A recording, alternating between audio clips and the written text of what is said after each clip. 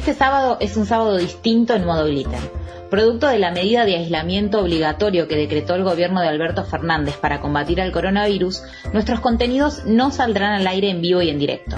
Pero Modo Glitter se pone en modo cuarentena y te traemos un programa lleno de información y entretenimiento para pasar el aislamiento de la mejor manera posible.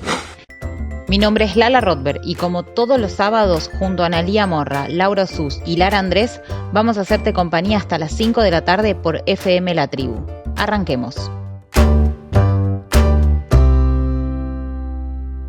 Lunes, martes, miércoles, jueves, viernes. ¿Y llegaste al sábado sin saber qué pasó en la semana? En Modo Glitter te traemos el mejor resumen para que esta noche brilles en la pista de la información. ¿Cómo viven mujeres y diversidades en las provincias del norte de nuestro país? ¿Se cumple la ley Micaela? ¿Nos protegen los estados provinciales de la violencia machista? Soy Laura Sus y hoy en Modo Glitter vamos a trasladarnos a Tucumán y Jujuy para conocer más sobre cómo el patriarcado sigue presente allí. Pareciera que nuestras vidas no valen nada en todo el territorio del país, pero particularmente en las provincias del norte se vive una situación que impacta y duele, donde es más difícil desnaturalizar las violencias y lo centralista del país a veces hace que se invisibilice la situación que viven mujeres y diversidades allí. Por eso hoy vamos a escuchar a dos compañeras de Jujuy y Tucumán, quienes militan y trabajan en las provincias para erradicar la violencia, quienes saben cómo se vive allí día a día. Hoy en Modo Glitter vamos a charlar con Verónica Rizzo, responsable de Marea, Feminismo Popular y Disidente de Somos, de Tucumán, y Leonela Sotelos, referente provincial de Marea, Feminismo Popular y Disidente de Jujuy. Según el registro de femicidios que realizamos desde el observatorio Ahora que sí nos ven, en Tucumán entre el 1 de enero y el 30 de septiembre de este año ocurrieron 13 femicidios. Este domingo pasado conocimos 2 femicidios más, de 2 niñas. Una, Abigail Rickel, de 8 años, quien fue asesinada en la zona de Villa Muñecas, en San Miguel de Tucumán.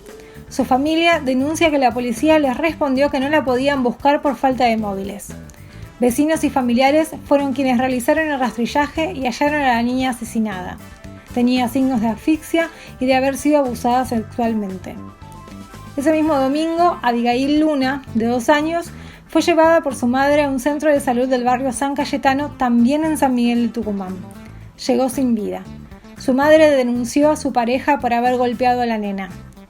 Para conocer la situación en Tucumán, hablamos con Verónica Rizzo, responsable de Marea, Feminismo Popular y Disidente y Somos, de Tucumán, sobre el accionar de las fuerzas de seguridad y la justicia. Y esto nos dijo.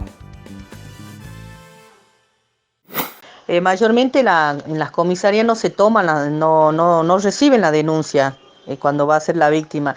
E incluso son revictimizadas con la frase típica que se usa, por algo te habrá pegado tu marido, vuelve a tu casa, ya se van a reconciliar. Y así muchas veces las mujeres vuelven a su hogar con el victimario. Y después la peregrinación, a lo largo de lo que implica ir de una comisaría a otra. O sea, no está la comisaría, vos vas a la comisaría y después tenés que ir a que te vea el forense. Y así la víctima pierde el interés en hacer la denuncia porque muchas veces no tiene plata para movilizarse, porque queda muy lejos de un lugar a otro. Después la justicia es lenta, la justicia no te da la orden de alejamiento del agresor hacia la víctima. Mayormente por eso los femicidios llegan a realizarse porque el hombre no es alejado de la víctima, ellos se quedan con la casa, son protegidos. Por ahora la justicia y la policía no está haciendo nada con respecto a eso, está muy lento y muy atrasado. La ley Micaela fue aprobada a nivel nacional en 2018, pero Tucumán se adhirió recién en mayo de este año. Era la única provincia que no se había adherido. Esto no nos resulta tan raro si vemos los legisladores tucumanos, como el legislador Ricardo Bussi, hijo del genocida, quien se había opuesto a la ley y quería modificarla. En su campaña contra la ley Micaela había afirmado: "No conozco casos de mujeres asesinadas por el hecho de ser mujer". O sea, desconoce los al menos 13 femicidios ocurridos hasta septiembre en su provincia. Este contexto nos hace entender cómo tanto los jueces como las fuerzas de seguridad no toman medidas ni accionan para proteger a las mujeres, niñas y diversidades. Escuchamos lo que nos decía Verónica sobre el cumplimiento de la ESI y la Ley Micaela en Tucumán. Respecto a la Ley Micaela fue recién sancionada en Tucumán a principios de año, después de un gran pedido de las organizaciones sociales, porque no estaba ni siquiera en la agenda de la legislatura, incluso amenazándonos que iban a tener algunas modificaciones, y nosotros pedimos que no sean con las modificaciones que ellos querían hacer, como siempre, poniéndonos al margen de todo derecho que tiene la Ley Micaela. A pesar de eso, estuvimos haciendo acampe, hicimos fuerza afuera de las legislaturas, se aprobó la Ley Micaela, que no sabemos si está siendo sancionada o no por la policía, especialmente en este caso, que sería la primera institución que tendría que capacitarse. No sabemos nada, no tenemos idea de si se capacitan o no. Y con respecto a la ESI, la ESI acá en Tucumán no figura, no está siendo sancionada porque la legislatura tucumana proclamó a la provincia provida. Entonces nunca, jamás la ESI está siendo tocada ni nada por el estilo en la provincia de Tucumán. Como siempre decimos, nos salvan las redes feministas, y en Tucumán no es una excepción. Verónica nos cuenta qué acciones se están llevando a cabo desde las organizaciones en la provincia. Nos estamos organizando, nosotros desde Marea estamos dentro de la multisectorial de mujeres de Tucumán. Cuando hay un femicidio, especialmente en este caso que fue muy aberrante con unas niñas de 8 y 2 años, estamos haciendo marcha, acompañando a los familiares en todo sentido, no simplemente la marcha, sino moralmente, económicamente, porque la familia de Abigail, la niña de 8 años, es oriunda de una de las villas más importantes que tiene Tucumán, creo que la más grande, que es Villa Muñeca, y viven en extrema pobreza, lugares donde encontraron un descampado, un lugar muy, muy, muy feo. Entonces estamos tratando de ayudarla también económicamente, bueno, la gente, los vecinos están, y nosotros desde Somos estamos marchando y haciendo sentir nuestro enojo dentro de la multisectorial. En Jujuy, según el registro que realizamos desde el observatorio Ahora que sí nos ven, del 1 de enero al 30 de septiembre ocurrieron al menos 12 femicidios. En 33 días asesinaron a 5 mujeres. A 4 de ellas la policía no las buscó, no le querían tomar la denuncia a la familia. Una de las víctimas tenía una medida perimetral, pero ni la justicia ni las fuerzas de seguridad controlaron que se cumpliera y así salvar su vida. Esto nos decía Leonela Sotelos, referente provincial de Marea Feminismo Popular y Disidente, sobre la inacción de la policía en Jujuy. Sí, en los casos de femicidios de Alejandra Nay Álvarez, Yara Rueda, Gabriela Cruz, Cecia Reinaga y Rosana Masala, la policía de Morales y Meyer nunca actuaron como correspondía o como la ley lo indicaba, debido a que en Jujuy existe una ley sobre violencia de género que contempla estos casos. El Estado nunca la buscó, nunca buscó a Yara y a Gabriela, incluso la comunidad misma de Palpalá organizó un rastrillaje, no hicieron caso de la denuncia de un sereno de la ciudad que había denunciado escuchar gritos en un descampado, no hicieron caso de la denuncia de un joven que la había visto a Yara, aseguraba haber visto a Yara con un hombre y no fueron a buscar inmediatamente. La verdad que en la comunidad genera mucha bronca porque estas muertes se podrían haber evitado, estas muertes la podríamos haber no lamentado si la policía hubiese actuado como corresponde. Si hubiesen hecho caso de las denuncias de los vecinos, si hubiesen buscado a tiempo y no esperar 48 horas, no especular con que si está con el novio, está con la pareja. La verdad que acá en Jujuy vivimos la peor desde la pandemia, la inseguridad, el poco accionar y la empatía del gobierno provincial es angustiante. Por eso es que desde los movimientos pedimos que se implemente la ley de emergencia y que las policías cuiden nuestras calles. En la provincia de Jujuy hay un comité de búsqueda de personas desde el año 2017, creado a raíz de la cantidad de casos de femicidios que estaban ocurriendo. La ley de creación de ese comité, al mismo tiempo, creó el protocolo de búsqueda que establece que no hay que esperar ningún lapso de tiempo para denunciar ni para buscar a las personas desaparecidas. Sin embargo, ese protocolo no se implementa. Y así como se creó ese comité, en octubre de este año se creó otro especializado en búsqueda de mujeres, niñas y diversidades, que parece que solo sirve de parche. Le preguntamos a Leonela si en Jujuy estas medidas son efectivas y esto nos dijo. El 2 de octubre, acá en Jujuy, se creó un comité de búsqueda de mujeres, niñas y diversidades, en el cual básicamente agregan lo ya creado de la ley en el 2017 con un protocolo de búsqueda. Estas políticas ojalá fuesen efectivas.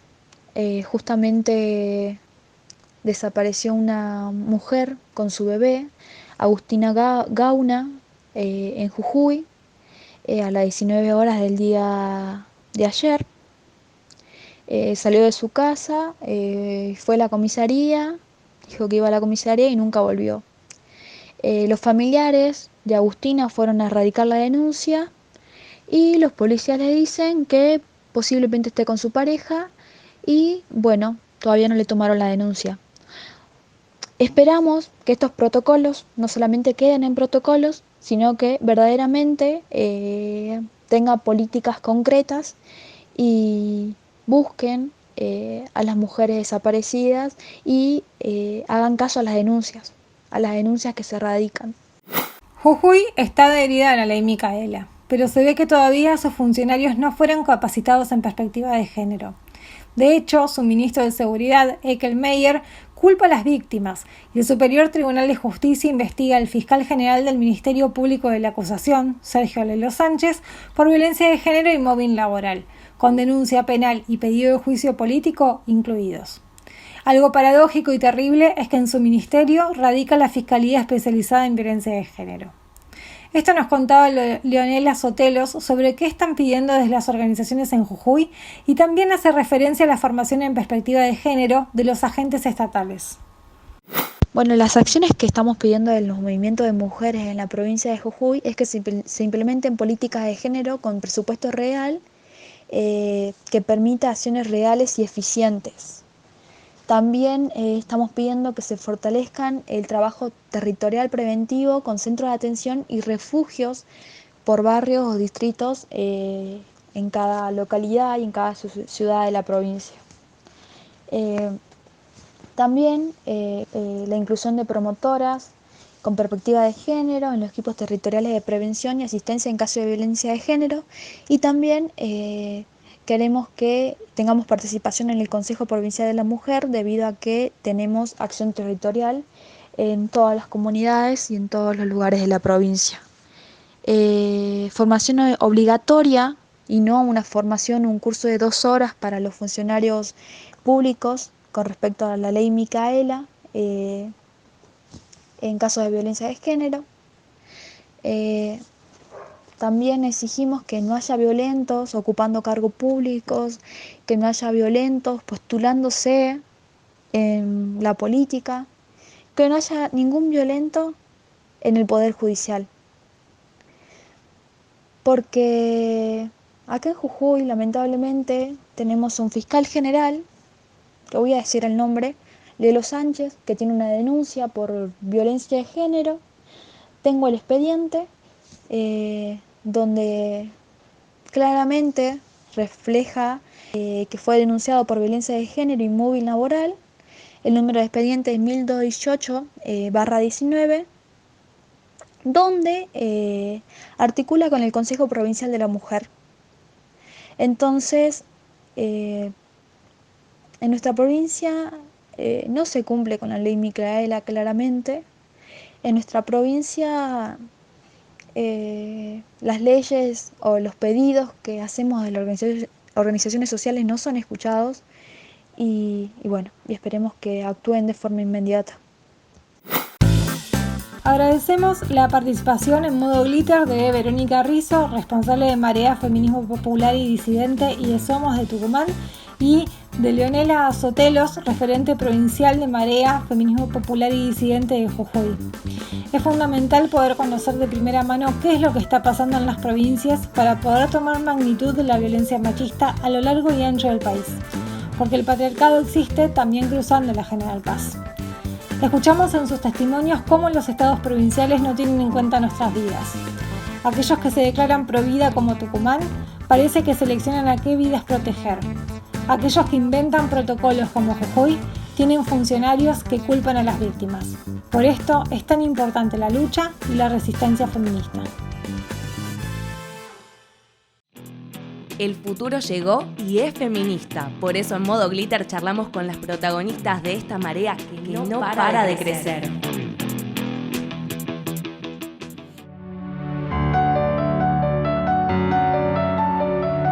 El aislamiento y la pandemia expuso las desigualdades sociales y sobre todo las dificultades que se viven en los barrios populares. También mostró la importancia de las compañeras que tejen redes de contención para las mujeres que atraviesan situaciones de violencia de género. Hoy vamos a charlar con Laura Velasco, legisladora porteña que impulsa la Ley Betty para crear y reconocer la figura de promotoras y promotores territoriales en género y diversidad. Soy Betty de Barrios de Pie, Capital. Quiero contarles lo que nosotros vivimos en los barrios, en las villas de la capital, lo sentimos sobre este tema del aborto. Hay muchas mujeres que hacen el aborto clandestinamente y cuentan de que cuando van a ese lugar, supuestamente clandestino, en los mismos barrios, no es fuera del barrio, en los mismos barrios ocurre eso. Recién escuchábamos a Betty. Betty Quispe era referenta y militante del feminismo popular. Era una reconocida promotora de género en la Villa 1114, que lamentablemente falleció durante la pandemia del COVID-19. En homenaje a ella y a todas las compañeras como Betty, hace algunas semanas Laura Velasco, legisladora porteña y presidenta de la Comisión de la Mujer, Infancia, Adolescencia y Juventud, presentó el proyecto de Ley Betty, que busca el reconocimiento y la jerarquización de todas las promotoras y promotores que diariamente trabajan para contener y ayudar a las mujeres víctimas de violencia. El contexto de pandemia, con una grave crisis económica y con las medidas de aislamiento, demostraron las desigualdades existentes en nuestra sociedad. También mostró el peligro que muchas mujeres, personas trans, travestis, personas no binarias viven en sus hogares. Esta situación se encuentra agravada en estos casos en las personas que viven en barrios populares, porque la problemática de la violencia de género se entrecruza con otras desigualdades, como por ejemplo no tener acceso a las tecnologías o no tener acceso a internet para poder acceder a la información o recurrir a canales oficiales de denuncia para poder solicitar ayuda, muchas veces la falta de respuesta por parte de las fuerzas de seguridad en los territorios o el impedimento para poder salir de ese hogar por alguna dependencia económica con el agresor. Actualmente todas estas dificultades vienen siendo sostenidas y batalladas por promotoras de género, que están en los barrios tejiendo redes de contención, de escucha y acercando respuestas, soluciones y brazos para sostener a aquellas que están atravesando situaciones de violencia de género. Pero como estamos acostumbradas las mujeres, muy pocas veces nuestro trabajo es reconocido o justamente pago. En este caso hablamos del trabajo diario y cotidiano que se realiza en los barrios, en las consejerías o en casas populares, que no es reconocido ni valorado. Por eso esta iniciativa, que viene de la mano de Laura Velasco, legisladora, pero también militante, que patea los barrios y que está buscando llevar la realidad que se vive en los barrios populares a nada más y nada menos que la legislatura porteña, ese edificio que parece escribanía de Larreta, pero que actualmente la oposición está trabajando y está tratando de convertir en un recinto que trate y solucione los problemas y las desigualdades existentes en la ciudad de Buenos Aires.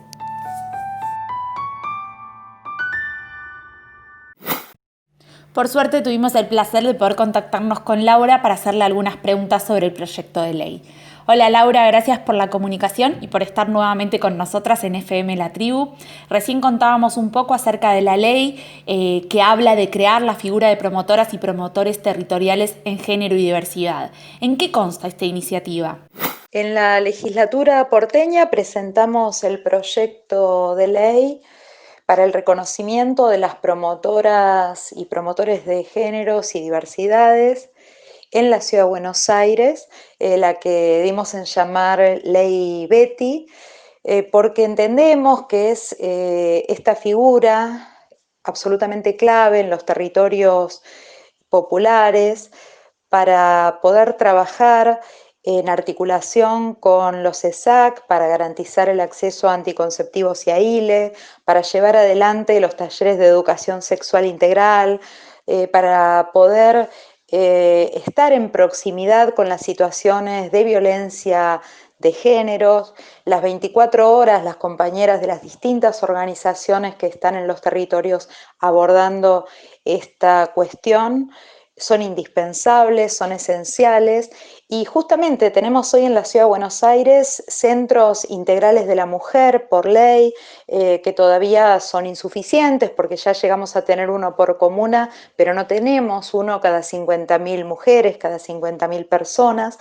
Ni tampoco están hoy en la pandemia trabajando de manera presencial, sino que solamente unos pocos de ellos, como nos respondieron a través de un pedido de informes desde el Ejecutivo, están trabajando vía telefónica y de manera rotativa. También las autoridades del Gobierno de la Ciudad de Buenos Aires reconocen, la Directora General de la Mujer en la ciudad, que es necesario fortalecer las estrategias territoriales desde los centros integrales de la mujer. Entonces, hoy necesitamos más SIMS, sobre todo en cercanía de los barrios populares. Necesitamos que estos SIMS tengan más presupuesto, en particular para la prevención y el abordaje integral de la violencia de género, el acceso a la justicia, pero que para ello es indispensable la figura de las promotoras de género y diversidad, que son las que trabajan insertas en los barrios y en cercanía, de modo que articulen con los equipos de profesionales interdisciplinarios de los centros integrales de la mujer. Pero necesitamos el reconocimiento de esta figura en los territorios para abordar de verdad todas las necesidades que tenemos, porque a la línea 144 llegan llamados de toda la ciudad, pero sabemos que la mayor parte provienen de las comunas 4, de la comuna 8, de la comuna 7, donde el acceso a la justicia y al acompañamiento integral ante los casos de violencia de género son los más numerosos y los más complejos. ¿Y actualmente en qué estado se encuentra este proyecto de ley? Bueno, actualmente este proyecto de ley lo estamos trabajando dentro de la Comisión de Mujer, Infancia, Adolescencia y Juventud, que me toca presidir. Lo estamos trabajando en asesores. Hemos tenido una reunión informativa con la Directora General de la Mujer, Agustina Ciarleta, que depende del Ministerio de Desarrollo Humano y Hábitat. Tuvimos allí un reconocimiento valorativo respecto del proyecto, inclusive la directora de la mujer planteó que estaban llevando adelante mesas de trabajo con las organizaciones en territorio, donde aparecía muy visible el trabajo de las promotoras de géneros y diversidad de las organizaciones en las consejerías de género, en los centros comunitarios, en los comedores, en un trabajo cotidiano que les parecía importante articular con los SIM. Esto es lo que se está haciendo además a nivel nacional, ¿no es cierto? Que desde el Ministerio de las Mujeres, Géneros y Diversidades hoy se está planteando un registro de las promotoras de género y diversidad que trabajan en territorio vinculadas a las organizaciones, y de hecho se ha levantado el dato que al menos hay 1.500 promotoras de géneros y diversidad en la Ciudad de Buenos Aires. El hacer un registro, el hacer un fortalecimiento de la capacitación sobre la base también de reconocer saberes y experiencias, me parece que sería un punto muy importante como para ir avanzando. Es más difícil con el Ejecutivo el debate, y en particular también con algunos legisladores del oficialismo de la ciudad en la legislatura, el debate acerca de una erogación presupuestaria, del ingreso concretamente para estas compañeras. Nosotros obviamente que pensamos que las tareas esenciales del cuidado comunitario deben ser remuneradas, Pero bueno, creo que nos acercamos más seguramente a una posibilidad de ir avanzando en el registro, en el fortalecimiento de la capacitación y en la articulación con las políticas públicas para que estos recursos lleguen a los territorios, ¿no? Veremos si también podemos avanzar en un mediano plazo en el reconocimiento de un ingreso, que también es fundamental. Desde la legislatura porteña y especialmente en el Frente de Todos, ¿están trabajando en otros proyectos legislativos para poder hacerle frente a la violencia de género en la ciudad de Buenos Aires? Y desde el Frente de Todos estuvimos trabajando distintas iniciativas porque, por supuesto, que la pandemia, el aislamiento social preventivo y obligatorio necesario en una instancia de emergencia sanitaria recrudeció las situaciones de violencia de aquellas mujeres, cis, mujeres trans, bueno, que están conviviendo con su agresor. Lo mismo sucede con niños, niñas y adolescentes, ¿no es cierto? Entonces, bueno, allí, ante esa mayor indefensión y mayor violencia, necesitamos también fortalecer las políticas públicas. Fue también un proyecto de mi autoría plantear la emergencia por violencia de género en la ciudad.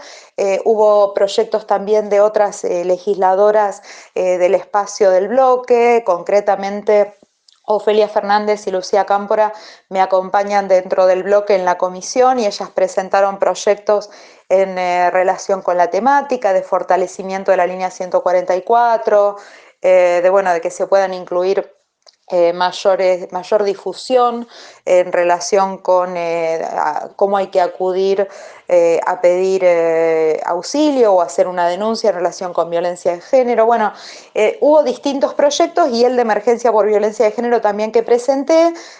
Hubo también proyectos en este sentido de otros bloques, uno del radicalismo evolución, otro del PTS, del sector del FIT, pero bueno, inclusive los trabajamos bastante de conjunto, la idea de la emergencia por violencia de género, que se aprobó en la provincia de Buenos Aires este año, pero bueno, no pudimos lograr que el Ejecutivo de la ciudad habilite de alguna manera a sus diputados para que avance, ¿no?, el proyecto de emergencia por violencia de género, siendo que estamos se votó en la Ciudad de Buenos Aires un proyecto de emergencia económica, ¿no? Entonces el tema es, bueno, ¿qué prioridad están teniendo las mujeres y las situaciones de violencia de género para fortalecer las políticas públicas? Inclusive parte del debate que estamos planteando en este sentido de jerarquización es que en el plano nacional tenemos un ministerio y en la Ciudad de Buenos Aires todavía tenemos una dirección que depende del Ministerio de Desarrollo Humano y Hábitat, ¿no? En verdad hay un proyecto que estamos trabajando también desde el bloque del Frente de Todos en este sentido, de que, amén de poder avanzar en el fortalecimiento de las políticas públicas, tengamos un presupuesto adecuado en una estructura jerarquizada que sería un Ministerio de las Mujeres, Géneros y Diversidades en la Ciudad de Buenos Aires.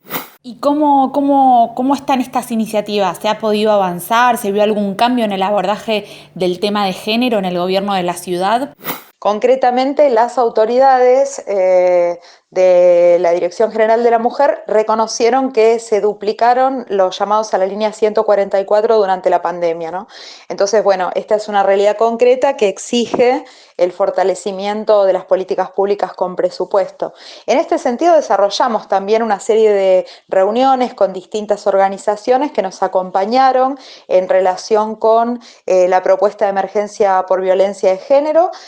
También de manera virtual presentamos el proyecto de ley Betty con distintas organizaciones populares, con asambleas feministas de los distintos barrios, incluso de la Villa 1114, donde Betty participaba con la red de docentes y organizaciones sociales.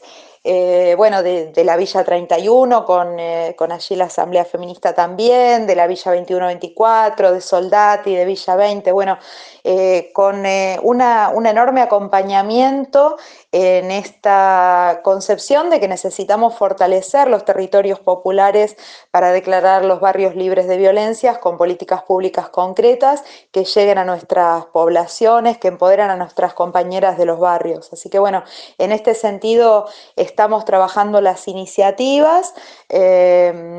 Y bueno, este año tuvimos una buena noticia en la legislatura porteña, que costó mucho trabajar, pero que finalmente con la campaña, con el cabildeo Cava, logramos articular entre distintos bloques un proyecto de ley para que la Ciudad de Buenos Aires adhiera al protocolo ILE del Ministerio de Salud de la Nación.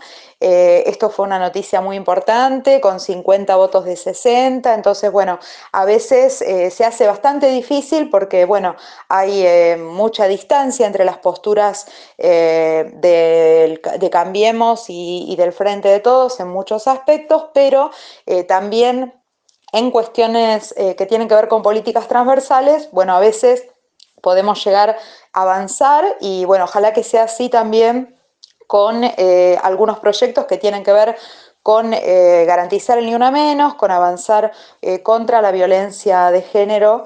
Y bueno, la ley Betty viene en este sentido a hacer una propuesta que está muy vinculada con las experiencias de los territorios y con las necesidades concretas. Personalmente conocemos a Betty y sabemos de su trabajo y militancia, pero para quienes no pudieron conocerla, ¿podrás contarle brevemente quién era y por qué este proyecto de ley lleva su nombre? Y bueno, y Betty, ¿por qué Betty Quispe, no? Porque Betty era una enorme compañera nuestra de los barrios populares, que llevaba adelante esa tarea de ser promotora de géneros y diversidades, una militante integral, pero bueno, también que estaba comprometida con el feminismo popular en los barrios, que hizo un enorme recorrido, además también para ponerse el pañuelo verde, siempre lo decimos, porque ella era una compañera evangelista. Un poco su testimonio lo recoge también la película Que sea ley de Juan Solanas, que nos acercó ese testimonio de Betty, ¿no? Donde ella está ya con el pañuelo verde, ella logró incorporar esta lucha por el aborto legal, seguro y gratuito, por educación sexual integral para decidir, por anticonceptivos para no abortar, por aborto legal, seguro y gratuito para no morir, entendiendo que el Ni Una Menos por abortos clandestinos también es lograr barrios libres de violencia, ¿no? Así que bueno, la verdad es que es una enorme emoción para todas nosotras que perdimos a Betty en la pandemia, en este tiempo, y que la extrañamos muchísimo. Y es una emoción, y Betty es bandera, ¿no? Y cuando presentamos el proyecto de ley decíamos eso, Betty era única y así la recordamos y así nos sigue enseñando con su ejemplo, pero también hay muchísimas Bettys en nuestros barrios populares y por eso esta figura de las promotoras de géneros y diversidad es la que vamos a empujar en su nombre. Y así pasaba Laura Velasco por Modo Glitter. Es momento de reconocer a las imprescindibles, al trabajo esencial que se viene haciendo y que es necesario visibilizar, reconocer, jerarquizar. Vamos por la ley Betty, por todas las promotoras y todos los promotores que están trabajando diariamente en el territorio, que están poniendo todo para abordar y darle pelea a las desigualdades y violencias de género.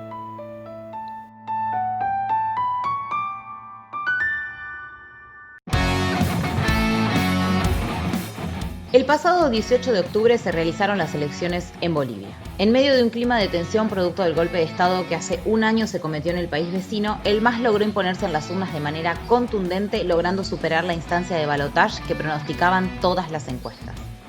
Como suele pasar muchas veces, el pueblo tiró por tierra todos los pronósticos y de esta forma Luis Arce, el candidato a presidente del Movimiento al Socialismo, se impuso con el 55% de los votos. Los grandes perdedores de la jornada son Carlos Mesa, el histórico opositor del MAS, y Luis Camacho, el abogado y presidente del Comité Cívico de Santa Cruz de la Sierra, cuya figura comenzó a tomar relevancia en 2019, cuando comienza a gestarse el golpe de Estado que provocó la renuncia de Evo Morales y su exilio primero en México y luego en Argentina. El principal ganador de este contexto fue el pueblo boliviano, que vuelve a recuperar una democracia que nunca debería haber sido interrumpida. En este informe especial de Modo Glitter haremos un viaje al pasado para intentar explicar cómo se llegó a las elecciones del 18 de octubre y una pequeña incursión al futuro para preguntarnos cuáles son los desafíos que tendrá el nuevo presidente elegido democráticamente en Bolivia, Luis Arce. Estoy en este momento en la Plaza San Francisco. Alrededor de una hora atrás empezó a descolgarse una imponente movilización desde el Alto que atravesó todo el Prado, todo el centro de la ciudad. Soy una ciudadana alteña, me llamo Alison Coronel. Quiero denunciar que aquí se ha gestado un golpe de Estado. La prensa nacional, yo les voy a decir, a todo el mundo les quiero decir, la prensa nacional está mostrando que el país está tranquilo, está normal, ya no pasa nada, todo se está armando bonito. No es así. Aquí todos nos estamos moviendo, todas las provincias, las únicas que nos están ayudando son las radios, las únicas. Y de paso, la señorita Yanine Áñez dice, vamos a hacer algo contra las radios rurales porque no están informando bien. Nuevamente quiero decirles, por estas cosas estamos renunciando, a que no sigan siendo amenazados, amedrentados, intimidados nuestras familias. Quiero decirles, vamos a continuar junto al pueblo boliviano, como decimos hasta ahora, luchando por nuestra querida Bolivia. Muchas gracias, hermano Álvaro.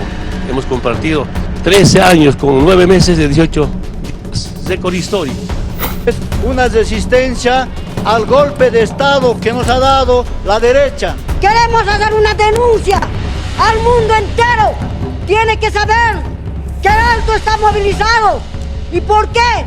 Porque nuestro país ha sido gestado un golpe de Estado. Nos vamos de inmediato hasta Bolivia porque ya estamos apreciando en imágenes a la nueva presidenta tras la renuncia de Evo Morales. En la línea seguía la presidenta del Senado, Adriana Salvatierra, quien se sumó a las dimisiones y por eso Yanine Áñez ahora es la presidenta interina de Bolivia. Escuchemos. ¡Gloria al Alto! ¡Que viva la Policía Nacional!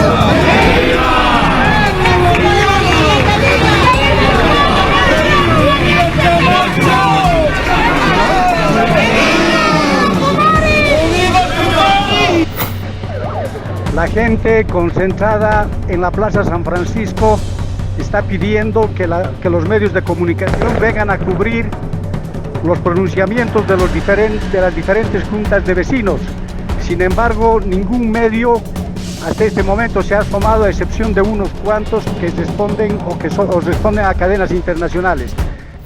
El viernes 15 de noviembre de 2019 se recuerda como un día de luto por las y los bolivianos. Ese día, un grupo de campesinos cocaleros salió en una marcha pacífica a las calles para llegar hasta la Plaza 14 de septiembre con el fin de repudiar el golpe. La marcha fue detenida a la altura del puente Boiliani por la policía y los militares. Luego, de imprevisto, empezaron a lanzar gases lacrimógenos sobre los manifestantes e inmediatamente una lluvia de balas fueron disparadas sobre ellos. Nelson Koch, defensor público de Cochabamba, confirmó la muerte de 10 personas y 115 heridos.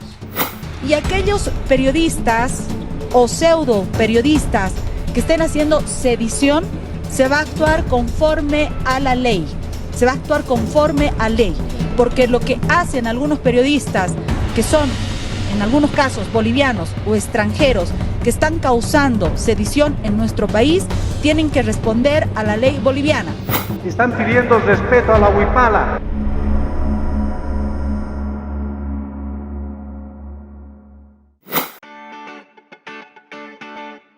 Todo esto que acabamos de escuchar sucedió en el último año en el país vecino de Bolivia. Pero para poder entender un poco más el contexto de cómo llegó Bolivia a tener un golpe de Estado en el siglo XXI, en el año 2019, cuando pensábamos que estas cosas eran del pasado, de la década del 60, del 70, es necesario remontarnos un poco más lejos en el tiempo y tal vez empezar diciendo que la historia de Bolivia, así como la de la mayoría de los países latinoamericanos, es una historia cruzada por el saqueo de los recursos naturales, las violaciones a los derechos humanos y el profundo odio a las culturas ancestrales del lugar. Vamos a hacer un repaso muy breve y muy rápido para intentar entender de dónde surge la figura de Evo Morales, el actor principal de toda esta disputa. Esta historia de saqueo y violencia de la que hablé al principio comienza a cambiar con la llegada en 1951 del movimiento nacionalista revolucionario. ¿Qué trajo el MNR a Bolivia? Nada más y nada menos que la reforma agraria, la nacionalización de las minas, el voto universal que reconoció a los pueblos originarios, la reforma educativa que amplió derechos. Sin embargo, esta historia de revolución se ve manchada porque el presidente de ese momento, Víctor Paz Estenssoro, durante lo que fue la década del 60, otorgará a Estados Unidos un poder que va a ir creciendo poco a poco. Y así llegamos a la firma del Código Petrolero, a través del cual Estados Unidos puede ingresar a la producción de crudo. Y entonces, para la década del 60, el 20% del PBI de Bolivia dependía de los aportes de la principal potencia mundial en Occidente. Goodbye, old friend. May the force be with you. Luego viene una época de golpes militares encabezados por Hugo Banzer y el exilio de Víctor Paz Estenssoro, quien regresa al país en la década del 70 y es elegido presidente nuevamente. Pero esta vez encara la economía desde un modelo más neoliberal que, como siempre, va a provocar estados en el pueblo. Y así caen los salarios reales en un 40% en 2 años, aumenta el desempleo de un 20 a un 30% y la renta per cápita disminuye tremendamente. Todas medidas que afectan, en instancias finales, el bolsillo y la vida de las personas en Bolivia. Durante la década del 90, Estados Unidos empieza a presionar a Bolivia para que erradique el cultivo de coca y con la ya conocida y ensayada lucha contra el narcotráfico se irá metiendo cada vez más en las decisiones políticas del país. Y así, increíblemente, llegamos a 1997, cuando el ex dictador Hugo Banzer es elegido presidente en las elecciones democráticas. Ahora sí, con el proyecto Coca Cero, se lanzará en una furiosa guerra contra los trabajadores y las trabajadoras de la coca en el territorio. Y si su abuelita ya está muerta, yo se la desentierro y se la vuelvo a matar. Pablo Emilio Escobar Gaviria. Comienza de a poco una resistencia pacífica de esos trabajadores cocaleros que culmina con la conocida Marcha por la Vida, la Coca y la Dignidad, en la que trabajadores y trabajadoras del sector marchan durante 22 días desde Cochabamba a La Paz.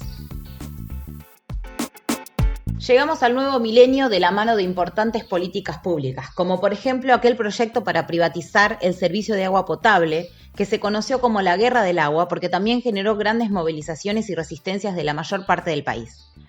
En medio de esto, Banzer se enferma de cáncer, dimite y le pasa el mando y el conflicto a Jorge Tuto Quiroga, su vicepresidente hasta ese momento. De todo este contexto de lucha por los recursos naturales propios, de defensa del territorio y de los puestos de trabajo y de la reivindicación de los pueblos originarios, comienza a surgir la figura de Evo Morales como líder. Los pobres, quienes hemos sido víctimas del modelo económico, también tenemos derecho de estar en el Palacio de Gobierno.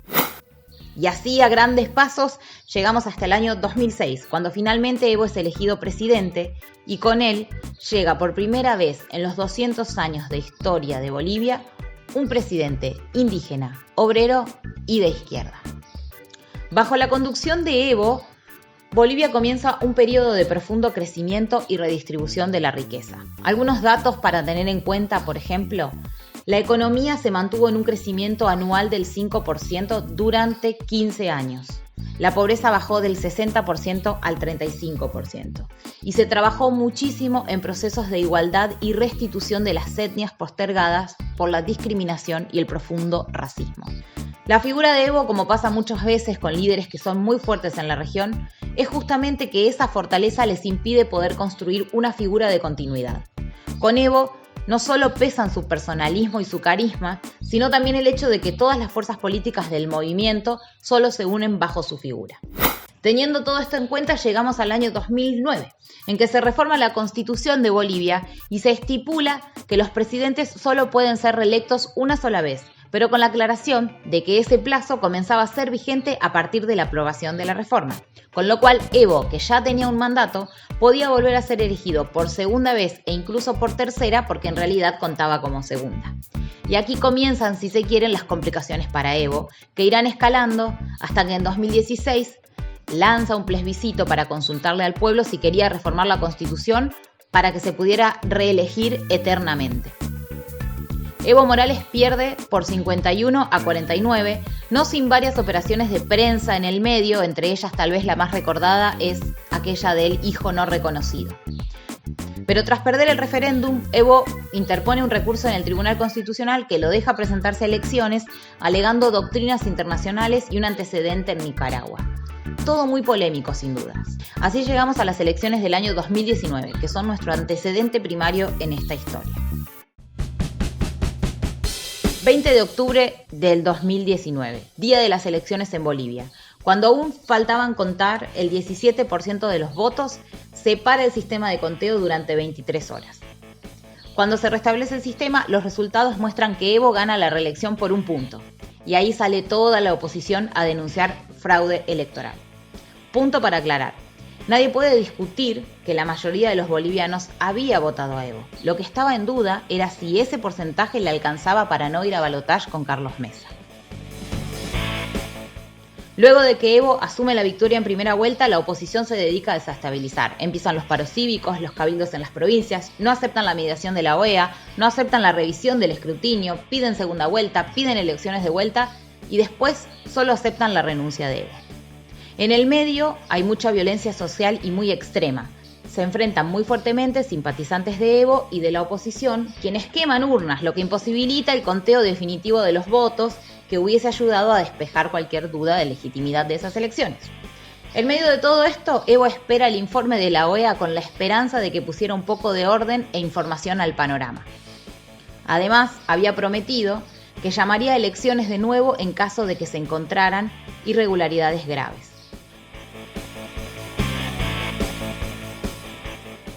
Pero el 9 de noviembre comienza el golpe de Estado.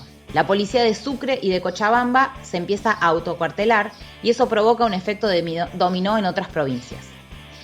Se reavivan las protestas, el ejército tiene que salir a reprimir policías y manifestantes y se niega, y ahí sucede algo que será recordado con horror en la historia de la región.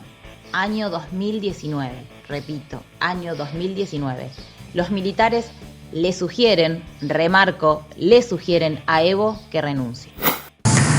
Las Fuerzas Armadas del Estado Plurinacional de Bolivia comunica a la opinión pública que, ante la escalada de conflicto que atraviesa el país, velando por la vida, la seguridad de la población, la garantía del imperio de la Constitución Política del Estado, en conformidad al artículo 20 de la Ley Orgánica de las Fuerzas Armadas, y luego de analizar la situación conflictiva interna, sugerimos al presidente del Estado que renuncie a su mandato presidencial.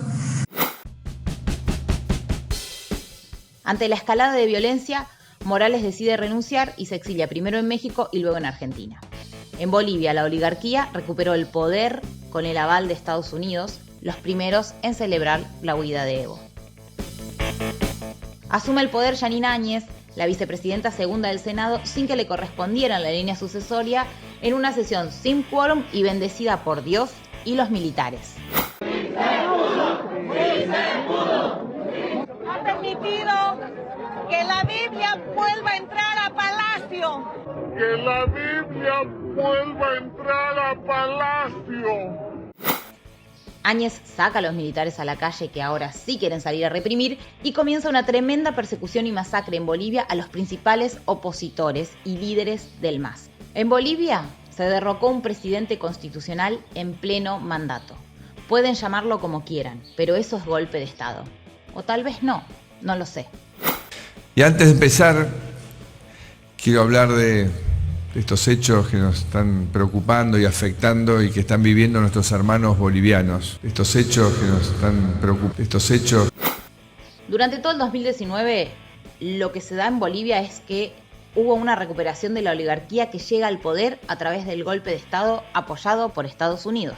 Recordemos que el informe de la OEA, aquel en el que Evo confió tal vez ingenuamente, fue duramente cuestionado por importantes organismos internacionales y que cuando se sometió ese informe a un estudio demostró ser absolutamente cuestionable. Y esto no es menor, porque ese informe fue el principal argumento que esgrimieron absolutamente todos los que sostenían que en Bolivia hubo fraude durante las elecciones del 2019.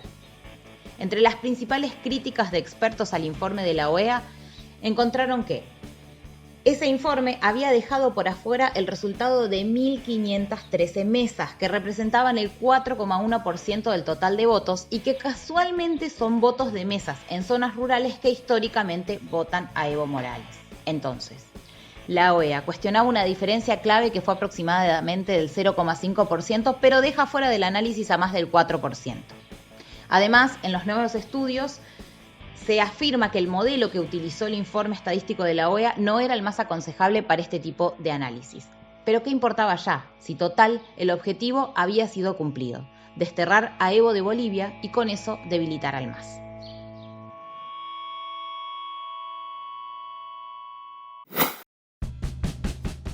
Volvemos al 2020 y hacemos una proyección hacia el futuro. Los desafíos que enfrenta Luis Arce, el nuevo presidente boliviano elegido democráticamente por más del 55% de los votos, no son pocos. En primera instancia, deberá gobernar un país con una economía muy débil, producto de los manejos de la gestión anterior y de la pandemia por el COVID. Además, la gran incógnita es saber cuál será el rol que Evo Morales va a ocupar en esta construcción y, en base a ello, el poder real que va a tener Luis Arce para poder aunar las principales fuerzas del MAS. Y por último, a pesar de haber obtenido un escaso 14% de votos en las elecciones, la figura de Luis Camacho concentra poder en los principales estados opositores, que ya salieron a decir que no van a reconocer los resultados de las elecciones y anunciaron un paro. Pese a todo esto, las elecciones que se llevaron a cabo el pasado 18 de octubre son muy importantes.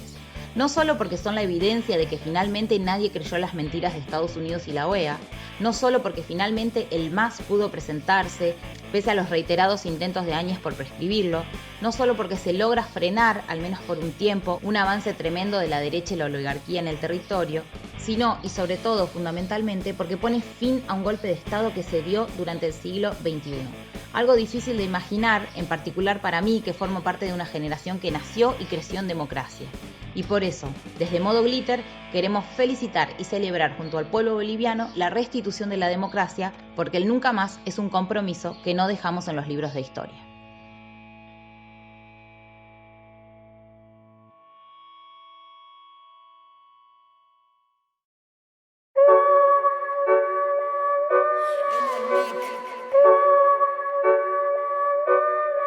Ahí viene la bruja, porque somos muchas las brujas que todavía estamos vivas. Los que dicen que solo son muertes, que da igual si son hombres, mujeres, que en total hay más hombres que mueren, restando importancia a este feminicidio. Veo que esto a nadie le ha importado, ya que esto solo se ha perpetuado. Nos arrancan la ropa, ahorcan por puta sin darnos lugar a reclamo. Aunque nos cueste la vida, aunque asesinen a nuestras niñas, aunque elijas empezar de nuevo lejos de ese hombre que te oprimía, te golpeaba, te quería encerrada, te decía que no vales nada, pedías libertad mientras él te decía no digas pavadas. Somos las nietas de todas las brujas que nunca pudieron quemar. Somos las nietas de todas las brujas que nunca pudieron quemar. Somos las nietas de todas las brujas que nunca pudieron quemar. Somos las nietas de todas las brujas que nunca pudieron quemar. ¿Cómo camino? ¿Cómo transito la calle si puede que alguno me agarre? ¿Cómo denuncio? ¿A quién le lloro después que sea alguien mi cuerpo desarme? Recuerdo aquel día en que el semen de a chorros caía en su alfombra y yo no lo entendí. 8 años, 2 niñas jugando, qué rara esa cosa viscosa que de ahí le salía. Querías igualdad, decir lo que pensás y te tildaron de caprichosa. Paradigma patriarcal nos mata y dispone que seamos vistas como cosas. Uruguay natural con violencia de macho naturalizada. Yoruba bondadoso, muerte a tu cliché que la bruja sea inmortalizada. Seguro la mataron por puta, seguro la pollera era corta, seguro lo buscó y calentó la muy zorra, no podía esperarse otra cosa. El sistema defiende y sostiene asesinos aunque no lo diga. No quiere cambiar, no conoce otra cosa y que importa mi vida. Somos las nietas de todas las brujas que nunca pudieron quemar. Somos las nietas de todas las brujas que nunca pudieron quemar. Somos las nietas de todas las brujas que nunca pudieron quemar. Somos las nietas de todas las brujas que nunca pudieron quemar. Somos las nietas de todas las brujas que nunca pudieron quemar. Somos las nietas de todas las brujas que nunca pudieron quemar. Somos las nietas de todas las brujas que nunca pudieron quemar y nunca podrán. Somos las nietas de todas las brujas que nunca pudieron quemar. Somos las nietas de todas las brujas que nunca pudieron quemar. Somos las nietas de todas las brujas que nunca pudieron quemar. Que nunca pudieron, que nunca pudieron, que nunca pudieron quemar.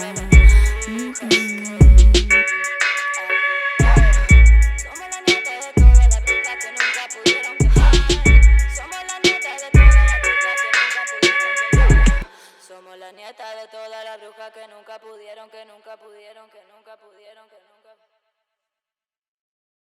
Y así pasó otro sábado de Modo Glitter. Nosotras somos Laura Sust, Lara Andrés, Analía Morra, Agustina Avanzati y Lala Rothberg. Te esperamos el próximo sábado de 16 a 17 horas por FM La Tribu. Vos quédate en casa, que nosotras te hacemos compañía.